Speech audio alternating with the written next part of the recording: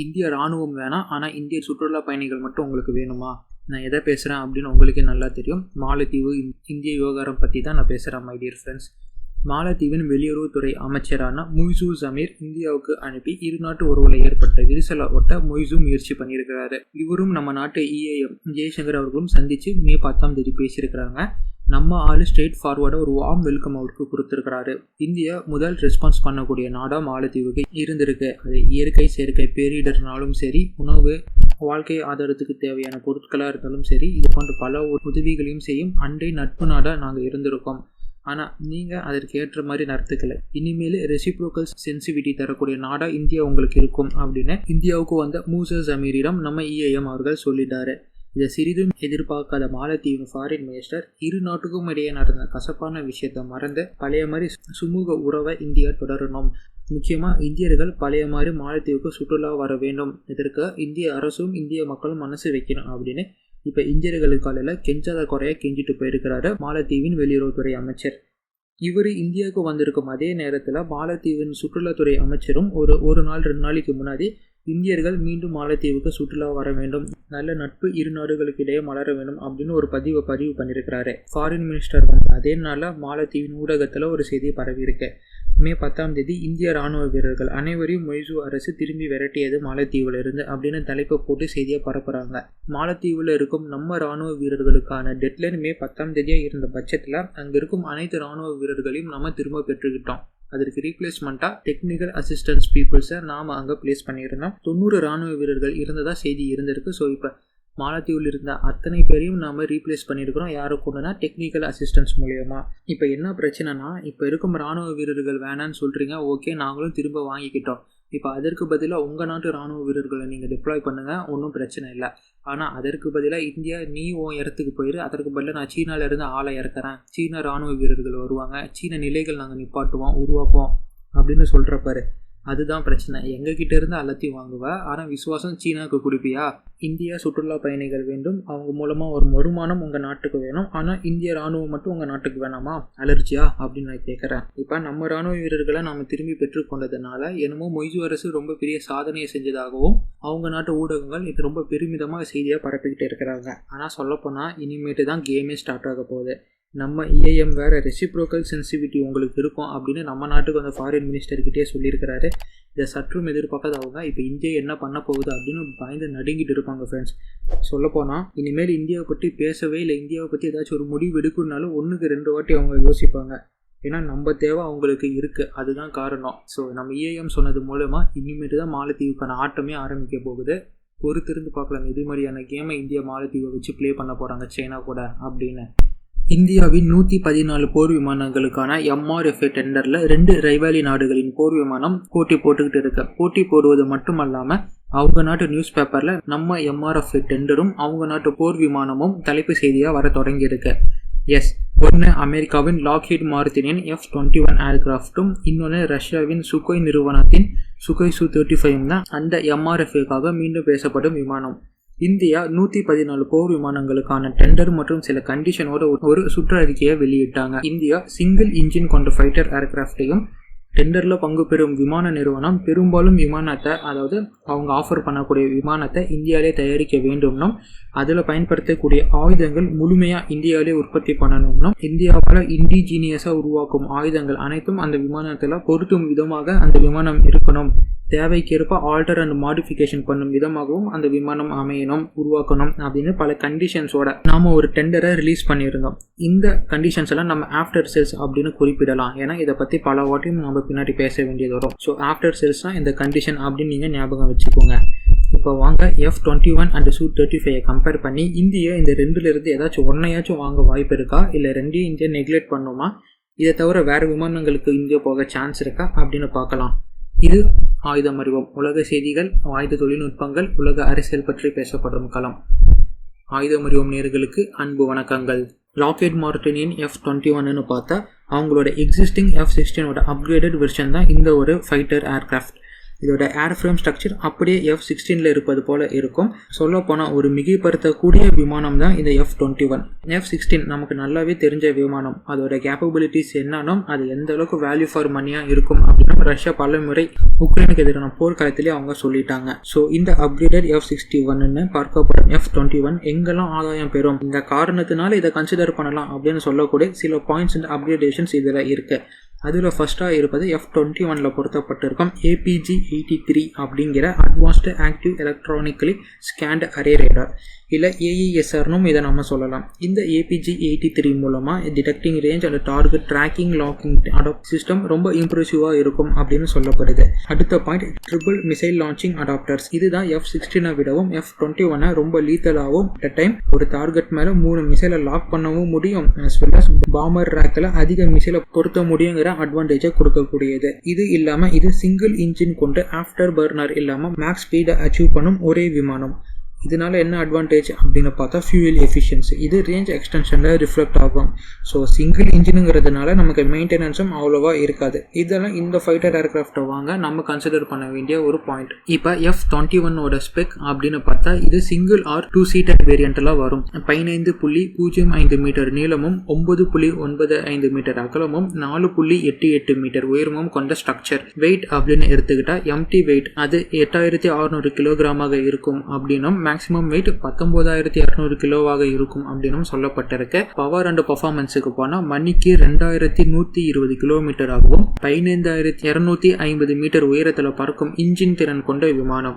Operational range அது 4220 கிலோமீட்டரும், rate of claim அப்படின்னு அது எடுத்துக்கிட்டா நிமிஷத்துக்கு 15240 மீட்டர் உயரத்திற்கு பறக்கும் அப்படின்னு சொல்லப்பட்டிருக்கு. ஆர்மமெண்ட்டுக்கு போனால் நம்ம இந்திய பயன்பாட்டில் இருக்கும் எல்லா ஸ்மால் அண்ட் மீடியம் ரேஞ்ச் மிசைலுக்கு சப்போர்ட் பண்ணும் விதமாக இது இருக்கும்னும் இதில் இருந்த air to air missile, air to surface missile, antiship மிசைலை ஏவ முடியும்னு சொல்லப்பட்டிருக்கு. கூடவே கைடட் பாம்ஸ், ராக்கெட் பாட்ஸ், முக்கியமாக அமெரிக்காவின் நோட்டபிள் AIM-120 அப்படிங்கிற ஏர் டு ஏர் மிசைலை இதில் இருந்து ஏவ முடியும் அப்படின்னும் சொல்லப்பட்டிருக்கு லாக்ஹீட் மார்டினால்.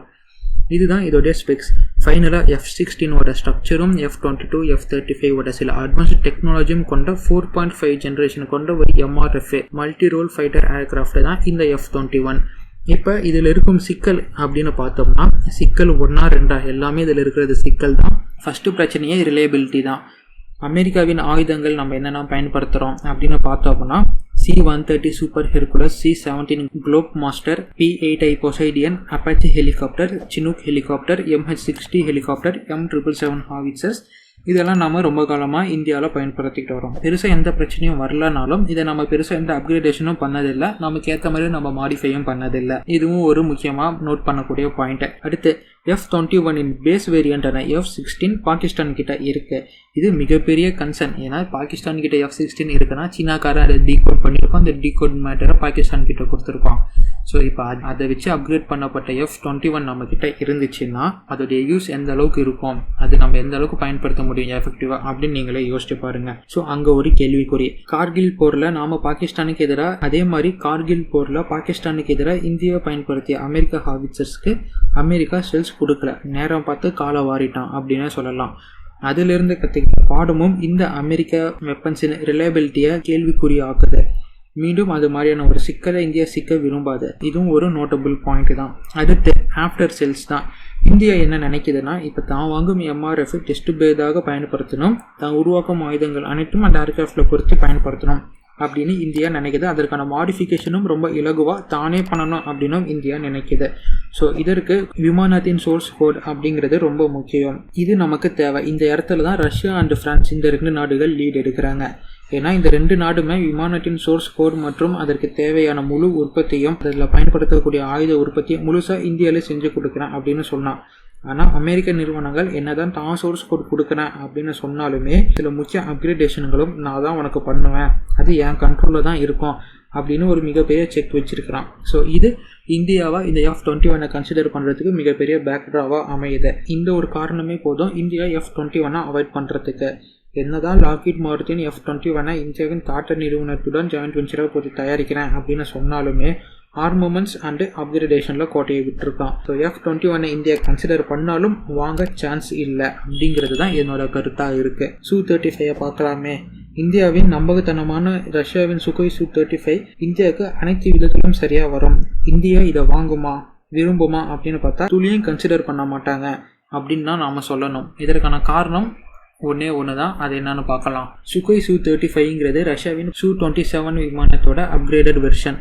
எப்படி F-21 ஒரு டாட்ஜ் ஃபைட்டிங்க்கு பாப்புலரான விமானமாக இருக்கோ அதே மாதிரி இந்த சுகோயின் Su-35 மேனியூரபிலிட்டிக்கு பாப்புலரான விமானம்.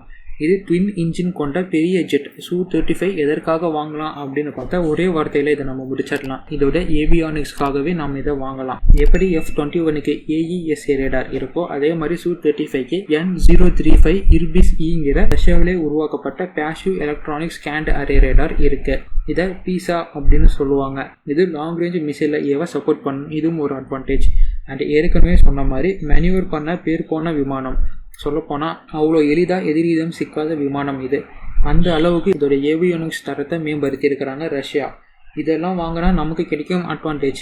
ஆனால் இப்போ இந்த ரஷ்யாவின் சுகோய் Su-35 டெக்னிக்கல் ஸ்பெக் அப்படின்னு எடுத்துக்கிட்டோம்னா single seat fighter aircraft but dual engine கொண்டது. இதோட நீளம் 21.90 மீட்டராகவும் அகலம் 15.30 மீட்டராகவும் உயரம் 5.90 மீட்டராகவும் இருக்கு. வெயிட் அப்படின்னு பார்த்தா 17,200 கிலோ எம்டி வெயிட்டாகவும் மேக்ஸிமம் வெயிட் 34,500 கிலோவாகவும் இருக்கு. அடுத்து இதோடைய பவர் அண்ட் பர்ஃபார்மன்ஸுக்கு போனால் மணிக்கு 2,400 கிலோமீட்டர் வேகத்தில் 18,000 அடி உயரத்தில் பறக்கக்கூடியதுன்னு சொல்லப்படுது. ஆப்ரேஷனல் ரேஞ்ச் 4,500 கிலோமீட்டர் மற்றும் 16,764 மீட்டர் உயரும். இதோடைய ஆர்மமெண்ட்ஸ் அப்படின்னு போனால் இதில் ஸ்மால் மீடியம் லாங் ரேஞ்சுன்னு எல்லா வகையான மிசைல்களையும் இதிலிருந்து ஏவ முடியும். அண்ட் குறிப்பாக anti radiation pod guided and unguided rocket pods bombers guided bombs இதிலிருந்து ஏவலாம் அப்படின்னு சொல்லப்பட்டிருக்கு. ஃபைனலாக இதில் டிஸ்டிங்காக வரக்கூடியது இப்போதையமும் ஆட்டோமேட்டிக் கன். என்னதான் ரஷ்யா விமானத்தின் சோர்ஸ் கோட் அப்கிரேடேஷன் வெப்பன் சிஸ்டம்னு முழுசாக இந்தியாவுக்கு ஒத்துழைச்சாலும் இந்திய விமானப்படை இதை கன்சிடரே பண்ண மாட்டாங்க. இதற்கான ஒரே காரணம் சுகோய் Su-30 MKI தான். ஏற்கனவே நம்ம கிட்ட இதே ஃபேமிலியை சேர்ந்த சுகோய் Su-30 இருப்பதும் அதை நம்ம தேவைக்கேற்ப அப்டேட் பண்ணியிருப்பதும் சுகோய் Su-30க்கு சூப்பர் சுகோய் ப்ரோக்ராம் இருப்பதும் சுகோய் Su-30 மீறி சுகோய் Su-35க்கு போக நம்ம இந்தியாவை அனுமதிக்காது. இது இல்லாமல் சுகோய் Su-35 பல நாடுகள் கிட்டையும் அவைலபிளாக இருக்கு. சீனா கிட்டையும் இதே சுகோய் Su-35 இருக்கு. ஒருவேளை இந்தியா இந்த Su-35க்கு போனாலும் இப்போ எப்படி Su-30 வாங்கி ஒரு இண்டிவிஜுவல் அப்டேட்டாக மாற்றி Su-30 MKIயை கொண்டு வச்சிருக்கோம் அதே மாதிரி இப்போ Su-35 வாங்கி அதை இண்டிவிஜுவலாக அப்கிரேட் பண்ணி ஒரு Su-35 MKIயை இந்தியா மாற்ற வேண்டியது வரும். ஸோ அது கண்டிப்பாக பாசிபிள் இல்லை. ஸோ இந்தியா இதை விரும்ப மாட்டாங்க. ஆக சாலிடாக சொல்லலாம், இந்தியா மற்றும் இந்திய விமானப்படை அமெரிக்காவின் ஃபைட்டர் ஏர்கிராஃப்டான F-21க்கும் போக மாட்டாங்க. அதே மாதிரி ரஷ்யாவின் ஃபைட்டர் ஏர்கிராஃப்டுக்கான Su-35க்கும் போக மாட்டாங்க. அப்போ இந்தியா என்ன தான் பண்ணுவாங்க அப்படின்னு பார்த்தா LCA தேஜஸ் அதுதான் இந்தியாவின் பதிலாக இருக்கலாம். சுமார் 400 LCA தேஜஸுக்கான ஆர்டர் HAL நிறுவனத்திற்கு கொடுக்கப்பட்டிருக்கு. தேஜஸ் MK-1A, தேஜஸ் MK-1, இப்போ தேஜஸ் MK-2 ப்ராஜெக்ட் வேறு இருக்குது. இது போக AMCA ப்ராஜெக்ட். இது 5th ஜென்ரேஷன்லேருந்து 6th ஜென்ரேஷனை இணைக்கக்கூடிய ஒரு ஏர்கிராஃப்டாக இருக்கும் ப்ராஜெக்டாக மாறி இருக்கு. ப்ராஜெக்டின் டிலே காரணமாக உடனடி தேவைக்காக இதற்கு முன்னாடி ரஃபேல் தேர்வு செய்யப்பட்டதோ அதே மாதிரி இந்த 114 MRFAக்கான தேவையாக இதே ரஃபேல் இருக்கும் அப்படின்னு சொல்லப்பட்டிருக்கு. பட் இந்த 114ம் இதை ரஃபேலை வச்சு நிரப்புவாங்களா அப்படின்னு பார்த்தா கண்டிப்பாக நிரப்ப மாட்டாங்க. ஒரு கன்சிடரபிள் அமௌண்ட்டு தான் இந்த ரஃபேலை கொண்டு நிரப்புவாங்க. இந்தியா இந்த ரஃபேலுக்கு திரும்புகிற மாதிரியே இப்போ அதற்கான ரிப்பேர் அண்ட் மெயின்டெனன்ஸ் யூனிட்டும் ட்ரைனிங் சென்டரும் இந்தியாவிலே இருப்பது இந்த அமெரிக்கா ரஷ்யா அப்படிங்கிற ஜாமவான்களை மீறி நாம் பிரான்சின் ரஃபேலை நோக்கி போக அதிக வாய்ப்பு இருப்பதாக நான் நினைக்கிறேன். உங்கள் முடிவு என்ன அப்படிங்கிறத நீங்கள் கமெண்ட் பாக்ஸில் சொல்லுங்கள். இன்னைக்கான காணொலி இதுதான் நண்பர்களே. அமெரிக்கா மற்றும் ரஷ்யாவின் போர் விமானங்கள் எப்படி செயலாற்ற உள்ளது அப்படிங்கிறத பார்த்துருக்கோம். அண்ட் மோஸ்ட்லி ரஃபேலுக்கு ஒரு எட்ஜு கொடுத்து போனாங்களோ அதே மாதிரி தான் இந்த வாட்டி ஒரு எட்ஜு கொடுத்து போவாங்க அப்படின்னு சொல்லப்படுது. அண்ட் இது இல்லாமல் பெரும்பாலும் நம்ம இன்டிஜினியேஷனை கன்சிடர் பண்ணுறதுனால நம்ம நாட்டிலே உருவாக்கப்படும் தேஜஸுக்கும் AMCAவுக்கும் பெரும்பாலான கவுண்டை ஒதுக்குவாங்க என்னுடைய பாயிண்ட்டை வைக்கிறேன். ஸோ இதில் உங்களுக்கு வேறுபாடு இருந்துச்சுன்னா அதை நீங்கள் தாராளமாக கமெண்ட்டாக போடலாம். நானும் பார்த்து தெரிஞ்சுப்பேன். ஓகே ஃப்ரெண்ட்ஸ், மீண்டும் அடுத்த பதிவில் சந்திக்கலாம். அதுவரை இணைந்திருங்கள். ஆயுதம் அறிவோங்கள். And stay tuned for next video நண்பர்களே. நன்றி, வணக்கம்.